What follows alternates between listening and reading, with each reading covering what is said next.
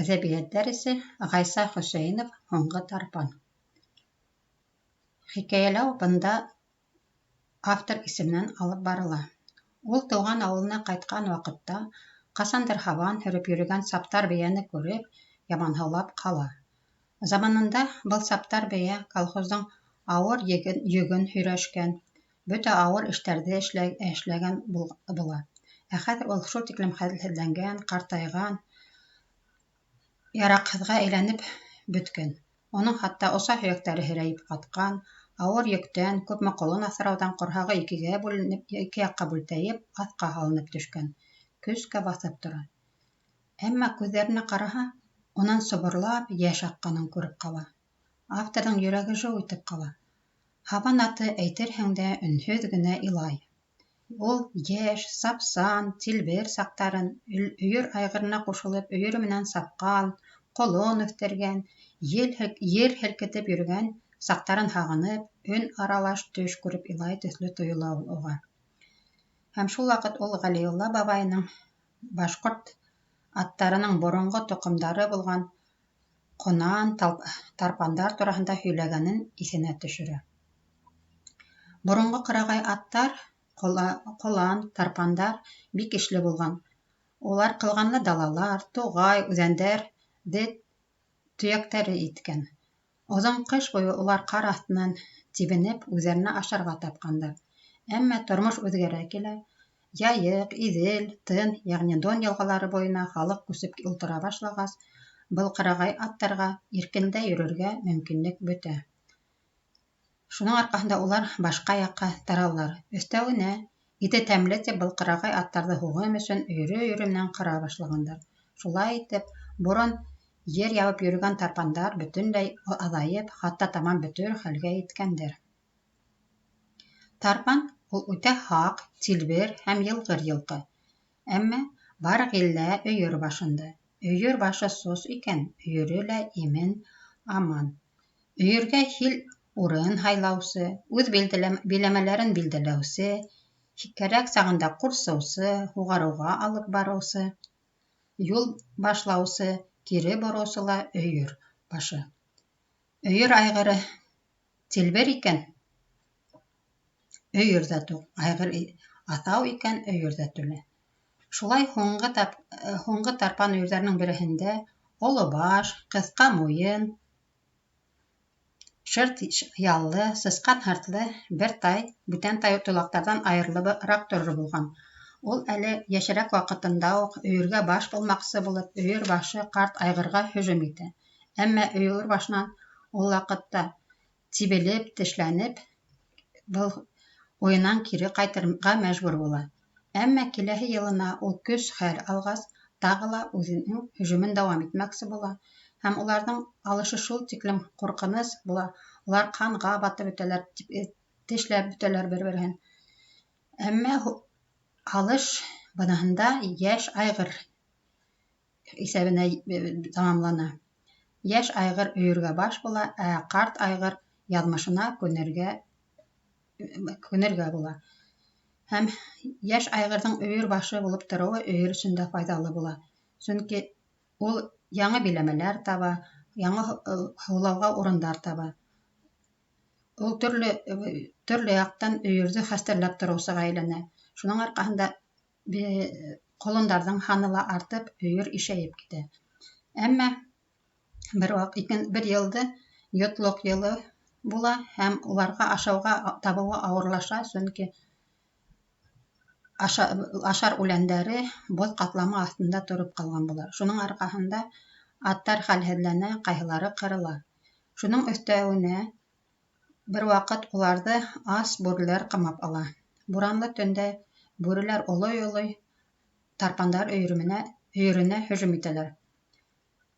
Ауырыу, йонсоу ҡолондарҙы уртаға ҡуйып, улар ҡул сая һайҙар һәм өйөр башы айғыр сабып йөрөп, башҡа көслөрәк аттар менән килгән һөжүм иткән бүреләргә ҡаршы һуғыша, төнө буйы дауам итә бындай алыш.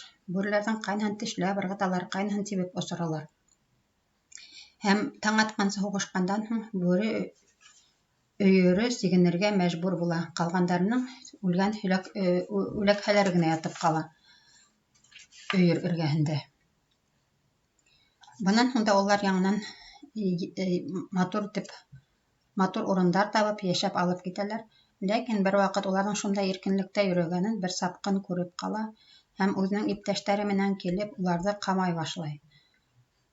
Өйөр башы булған айғырҙы шунда уҡ уҡтан үткәрәләр.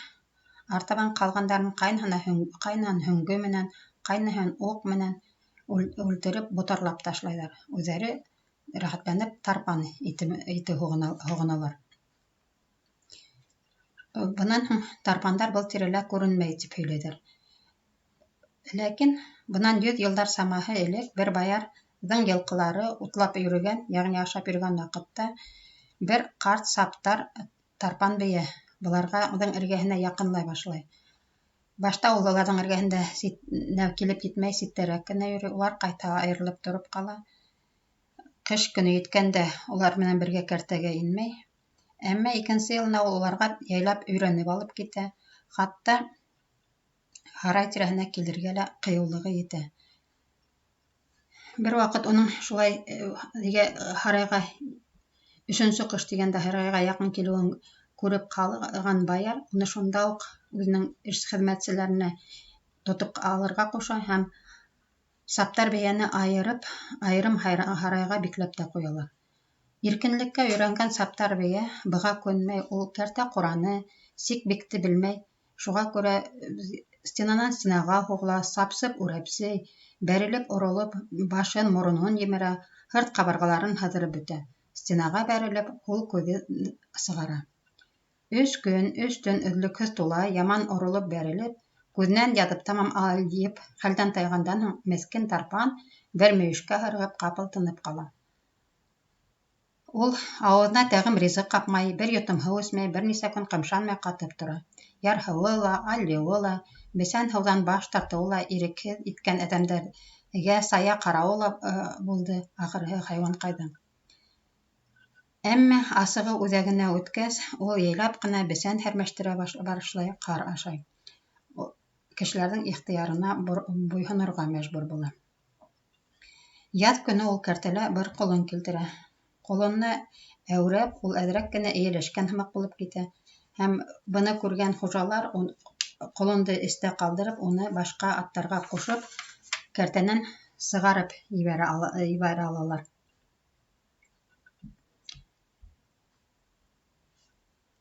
Әммә сығып киткән бейә ул көндө ҡайтмай.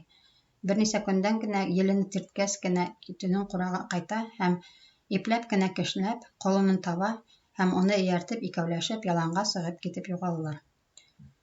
Шуның икенсе ҡышына Яйыҡ буйындағы башҡорттар бер ҡырағай ат күреп ҡалалар. Ҡыҙғанып, ҡыҙығышып китеп, уны ҡырпаҡ ҡарҙа нисек тә ауламаҡ итәләр. 4-5 шыбайлы 2 көн буйы уны ҡауалап, ҡамап ҡараһалар да, һис тота алмайҙар.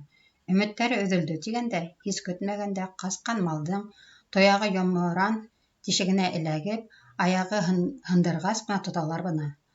Аяғы һынып, тыпырсынып, күҙҙәре аларып ятҡан аяныс малды уратып алып, ипләберәк ҡараһалар, был теге һыңар күҙле саптар тарпан булып сыға. Йылы ҡураны ыжғыр ҡышҡа алмаштырған, иркен өсөн күҙһеҙ, аяҡһыҙ ҡалған был хөр тарпанды ҡыҙғанып, башҡорттар уға ағастан тояҡ яһайҙар. Баш, ирек бирмәҫ хайуан ағас тояғын тибеп һындырып, ашау-эсеүҙән баш тартып, аяҡ өҫтө йән бирә. Һуңғы тарпандың ғүмере шулай өҙөлә. Аттар тураһында мәғлүмәт ҡарап китәйек. Мәҫәлән, ҡолонсаҡ ул яңы тыуған йәш йылҡы малы. 3 айға тиклем әйтәләр ҡолонсаҡты. Тай, 1 йәше тулған, 2-нсе йәшкә киткән йылҡы малы.